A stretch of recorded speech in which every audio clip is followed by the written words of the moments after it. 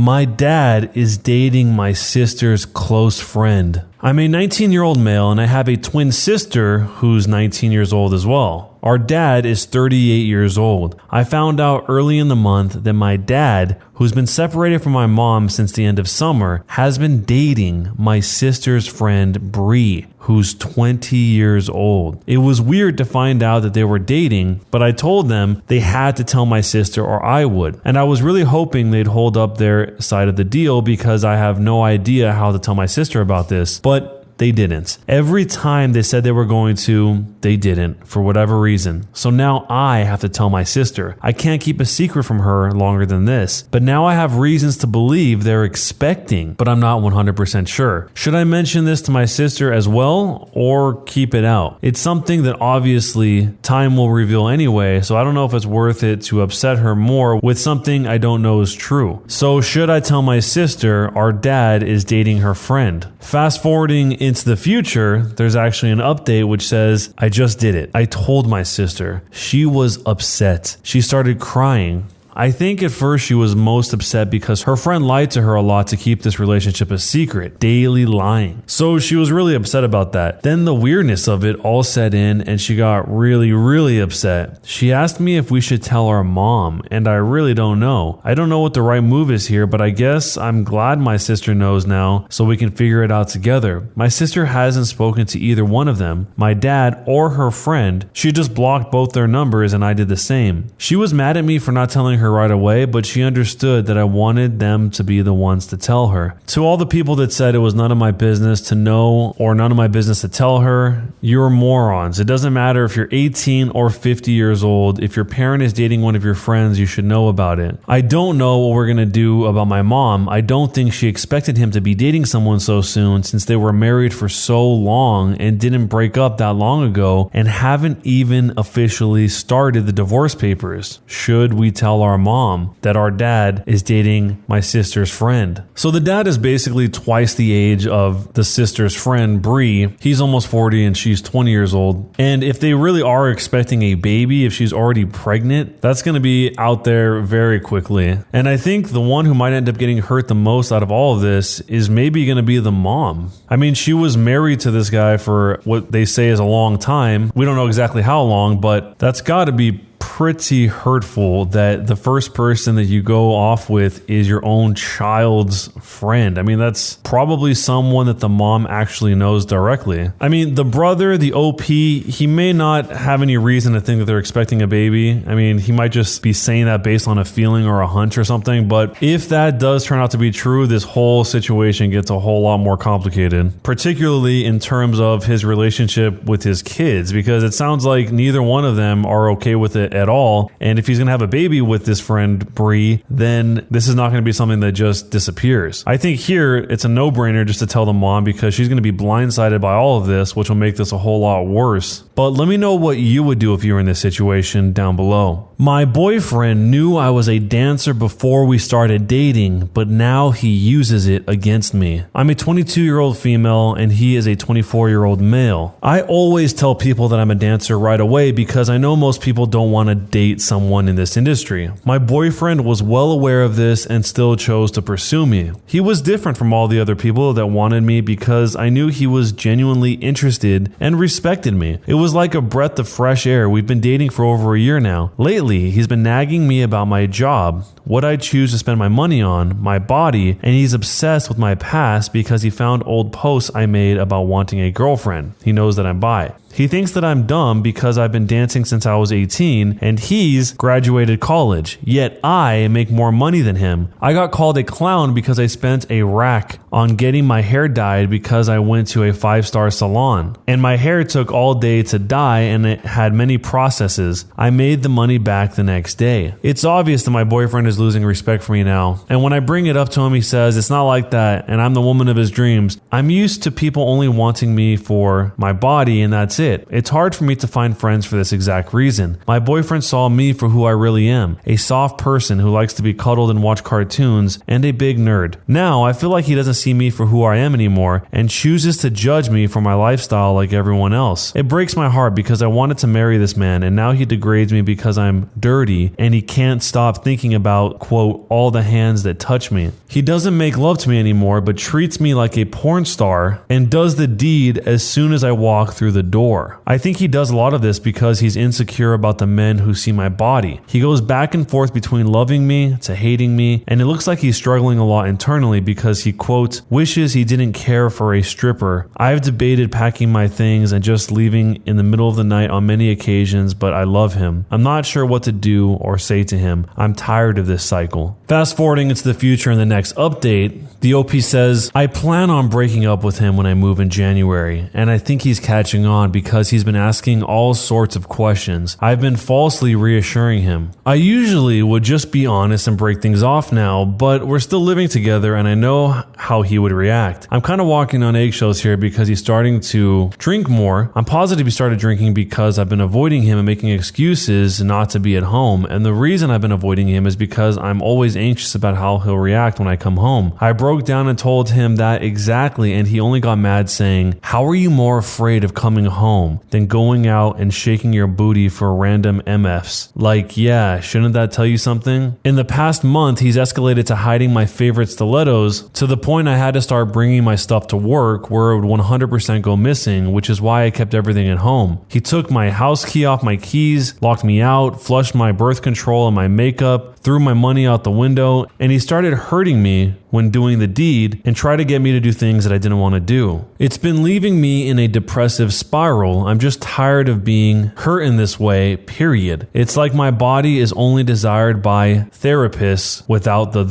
So yeah, my rant is over. I want advice on how I should break things off the safest way. I made my own little escape plan, but the only problem I have is with packing. I've been slowly moving my things to storage over the last few weeks, but not too much, so he's not alarmed. So what should I do? This whole situation is really, really serious. The OP should absolutely evacuate the situation, even if it means leaving behind a few things that are material things. Leaving the situation with your health intact is the number one priority here. This is absolutely getting worse and worse and worse. It's not like it's just flatlining and stabilized. Who knows how bad it'll get by the next day and the day after and the day after. I mean, he's already destroying her property. He's hurting her. He's making her scared to come home. And it sounds like he's perpetually under the influence, so that can only escalate to a much worse spot. It's hard to tell if the OP sees how serious the situation is and how urgent it is to get out of the situation, but hopefully she did. The OP added a little bit more information in one of the comments in response to everything and said, I did gather my passport and all my important stuff way back when I started noticing things being misplaced. I've already thought about staying with a coworker for now, but the problem is he knows where I work and would probably show up right away if I left right now.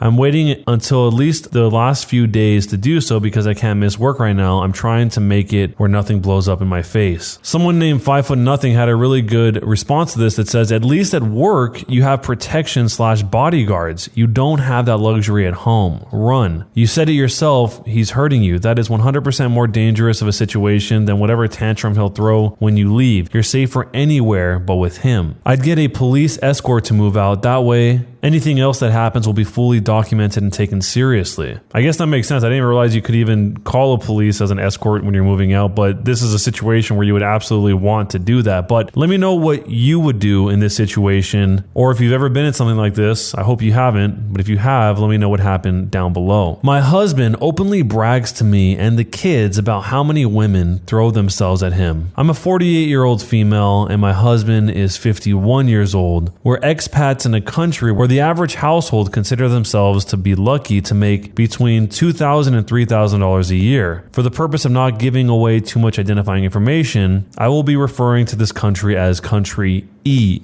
2.5 years ago, my husband, who works in finance, was promoted to a position in which he could finally have the compensation, the authority, and the projects that he always dreamed of. The downside was that this position would be in the company's headquarters in another country, which would require us to move away from our family and friends. But I was so excited for my husband and our kids' 15, and 10 years old were so happy about experiencing another culture as well as supporting their dad that we urged my husband to take the position. Because they were telling my husband they wanted to see him there as soon as possible, we agreed that he would go settle in and we would fly over around 2 months later. It seems that the moment his plane took off towards country E marked the beginning of the end of all of his feelings and respect and appreciation for me and the kids. After just 2 months apart, I could sense a dramatic change in my husband. He went from calling me and the kids every day to every other day, and then reducing communication to just text messages. At first, I thought he was just busy settling in, but the night before we were to fly out, he video chatted us and the kids asked him why he seemed disappointed that we were coming. He said that they were imagining things and that it was just how his face looked on camera. As we settled into our new home in country E, he shot us pretty resentful looks and continuously snapped at me not to touch this or touch that.